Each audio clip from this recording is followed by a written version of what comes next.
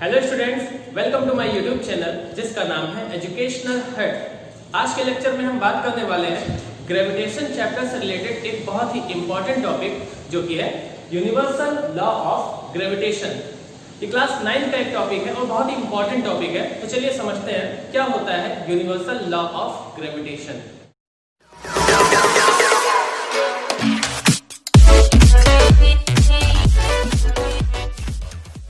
Every object in universe attracts the other objects towards it with a force of attraction. अगर यहाँ पर हम दो ऑब्जेक्ट ले लें, सपोज ये एक ऑब्जेक्ट है जिसका मास m1 है और इसी के साथ कुछ डिस्टेंस पर एक दूसरा ऑब्जेक्ट है मास m2 का। इन दोनों के बीच की डिस्टेंस अगर हम r कहते हैं तो according to Newton the force of attraction F, इन दोनों के बीच में एक फोर्स लगेगा जो कि एक दूसरे को अट्रैक्ट करेगा। ये फोर्स ऑफ अट्रैक्शन होगा क्या, कैसे हम इसको फाइंड करेंगे, तो उसके लिए न्यूटन ने बताया पहला लॉ क्या है, द फोर्स ऑफ अट्रैक्शन, इन दोनों के बीच का जो भी फोर्स ऑफ अट्रैक्शन होगा it is directly proportional to the product of their masses. एक का मास अगर m1 है दूसरे का मास m2 है तो जो फोर्स ऑफ अट्रैक्शन होगा वो डायरेक्टली प्रोपोर्शनल होगा किसके, दोनों ऑब्जेक्ट के मासेस के प्रोडक्ट की, मतलब F is directly proportional to m1 m2। ये फर्स्ट बात हो गई। दूसरी बात, फोर्स ऑफ अट्रैक्शन इनके बीच की डिस्टेंस पर भी डिपेंड करता है। और डिस्टेंस पर कैसे, the force of attraction between these two objects is inversely proportional to the square of the distance between these two objects. मतलब इन दोनों के बीच की डिस्टेंस अगर r है तो r का स्क्वायर कर दें और इसके इनवर्सली प्रोपोर्शनल, मतलब f is proportional to the 1/r square. या ऐसे भी कह सकते हैं f is inversely proportional to the r square. ये दो बातें मेरे सामने निकल के आती हैं। अगर इन दोनों बातों को हम कंबाइन करके लिखें तो क्या आएगा, f इज प्रोपोर्शनल टू, देखिए m1 m2 के डायरेक्टली प्रोपोर्शनल है तो m1 m2 ऊपर, जबकि r स्क्वायर के इनवर्सली प्रोपोर्शनल था r स्क्वायर आ जाएगा नीचे, और f is proportional to m1 m2 upon r square. ये एक रिलेशनशिप निकल के आती है। अब आपको पता है कि जब कभी भी हम ये प्रोपोर्शनल का साइन हटाते हैं, यहां से भी हम प्रोपोर्शनल का साइन हटा रहे हैं, तो ऐसा करने पर किसी ना किसी एक कांस्टेंट से हमें मल्टीप्लाई करना होता है और वो कांस्टेंट हम यहां ले ले रहे हैं कैपिटल G। तो कैपिटल G यहां कांस्टेंट से मल्टीप्लाई हो जाएगा, बाकी ये एज इट इज हम नोट कर लेंगे m1 m2 upon r square. दिख रहा होगा आपको, तो यही जो फॉर्मूला आया F is equal to G m1 m2 upon r square, यही है universal law of gravitation. Universal law of gravitation क्या हुआ, F is directly proportional to the product of the two masses and F is inversely proportional to the square of the distance between two objects। तो इस हिसाब से हमारे पास एक formula बन के आता है F is equal to G m1 m2 upon r square, जहां पर m1 m2 दोनों ऑब्जेक्ट की मासेस हैं जबकि r दोनों ऑब्जेक्ट के बीच की डिस्टेंस है।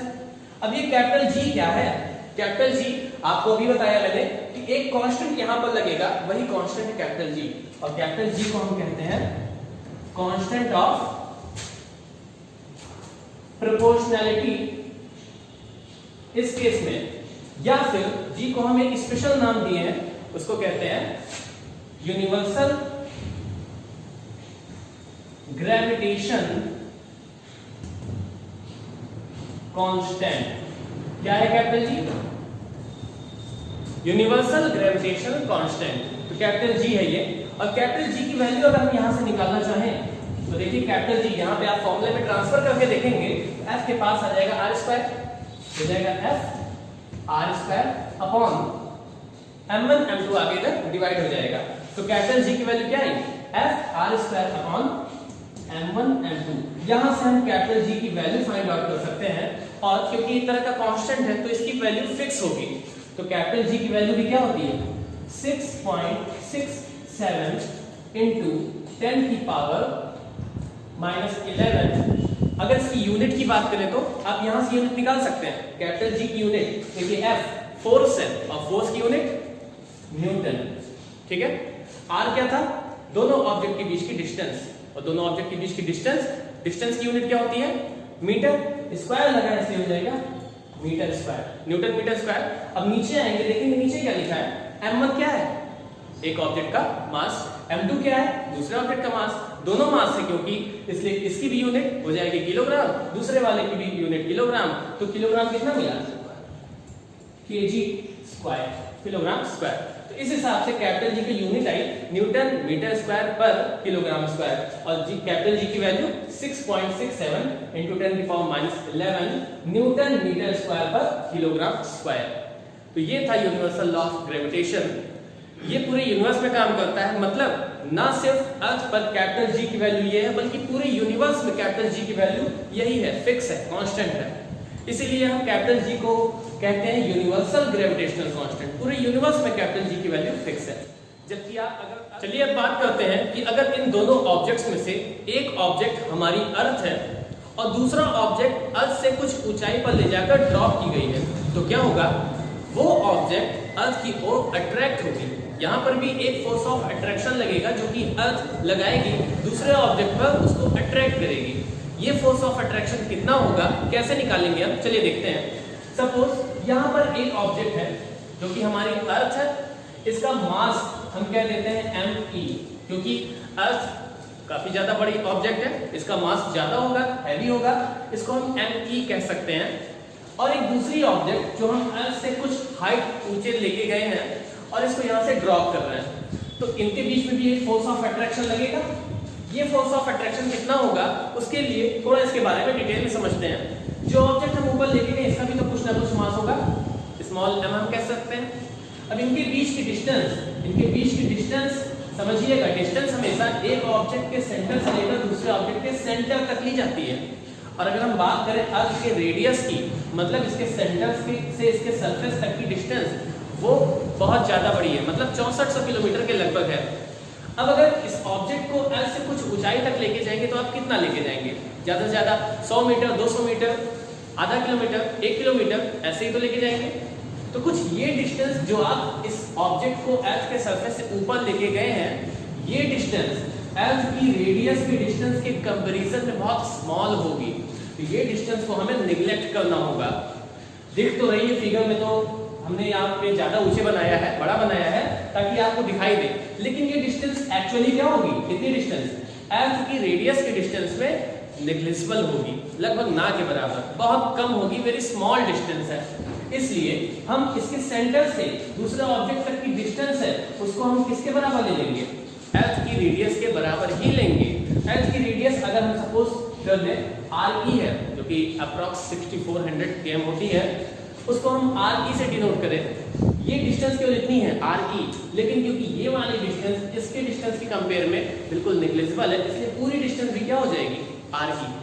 अब यहाँ पर क्लियर है आपको, एक ऑब्जेक्ट अर्थ जिसका मास me, दूसरा ऑब्जेक्ट जो कि छोटा है उसका मास m, और इन दोनों के बीच की डिस्टेंस RE।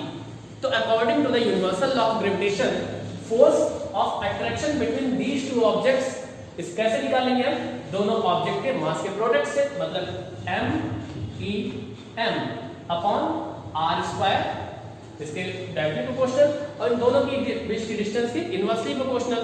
और यहाँ पर r की प्लेस पर हमने क्या यूज किया है, capital R E, radius of अर्थ। यहाँ पर एक ग्रेविटेशन कांस्टेंट कैपिटल G से मल्टीप्लाई होगा और ये फॉर्मूला आ जाएगा हमारा F=G m upon RE square.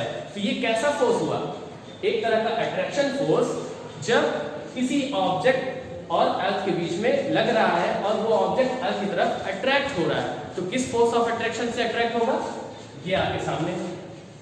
इसी तरह आपने फोर्स वाले चैप्टर में सेकंड लॉ ऑफ मोशन पढ़ा था, जिसमें कि F=ma, ये फॉर्मूला पढ़ा था, पहले आप पढ़ चुके हैं, आपको ध्यान होगा। F=ma, यहाँ पर m है ऑब्जेक्ट का मास, ये ऑब्जेक्ट का मास जो कि फॉल कराई जा रही है, और a is the acceleration, acceleration किस एक्सेलरेशन से वो नीचे आ रहा है। और इस कंडीशन में हम एक्सेलरेशन को a से ना डिनोट करके एक्सेलरेशन को हम g से डिनोट करते हैं। g is the acceleration due to gravity, gravity के कारण, अर्थ के जो फोर्स ऑफ अट्रैक्शन, इसके कारण क्या एक्सेलरेशन प्रोड्यूस हुआ उस ऑब्जेक्ट में, it is the acceleration of gravity small g। तो यहां से फोर्स का फॉर्मूला F=mg। आप जरा इस फॉर्मूले को ध्यान से देखिए और इस फॉर्मूले को ध्यान से देखिए, दोनों ही क्या है, फोर्स निकालने का ही फॉर्मूला है। और कैसा force, force of attraction between earth and an object. तो दोनों ही केसेस में फोर्स है, दोनों इक्वल होगा। इक्वल कर देते हैं हम, capital G M upon R E square is equal to किसके, F इक्वल टू mg के भी। तो mg इस साइड में हम लिख देंगे। यहां पर हम देखें स्मॉल m दोनों अलग अलग चीज नहीं बल्कि एक ही ऑब्जेक्ट की मास है स्मॉल m, ये कैंसिल आउट हो जाएंगे और क्या बचेगा, G me upon R E square is equal to small g। तो यहां देखिए स्मॉल g की वैल्यू in terms of capital G हमने फाइंड कर ली है। स्मॉल g की वैल्यू क्या हुई, capital G me upon R E square. ये हुई स्मॉल g और कैपिटल G में रिलेशन। तो relation between small g and capital G क्या है, small g is equal to capital G into mass of earth upon radius of earth square. ठीक है, यहां से अगर हम g की वैल्यू सॉल्व करें, क्योंकि आपको g की वैल्यू पता है, मास ऑफ अर्थ कांस्टेंट ये भी है, रेडियस ऑफ अर्थ भी कांस्टेंट है, तो सारी कांस्टेंट की वैल्यू पुट करके अगर हम इसको सॉल्व करें तो g की वैल्यू आ जाती है 9.81 मीटर पर second square. It is the value of small g, जबकि कैपिटल G की वैल्यू क्या थी, 6.67 into 10 की power minus 11 newton metre square पर किलोग्राम स्क्वायर। स्मॉल g और कैपिटल G दोनों ही आपके सामने हैं और इन दोनों के बीच का रिलेशन आपके सामने है। तो आज आपने पढ़ा universal law of gravitation, relation between small g and capital G। आपको पता हो गई है कि स्मॉल g की क्या वैल्यू होती है और कैपिटल G की क्या वैल्यू होती है। तो आज की क्लास में बस इतना ही, अगला टॉपिक नेक्स्ट क्लास।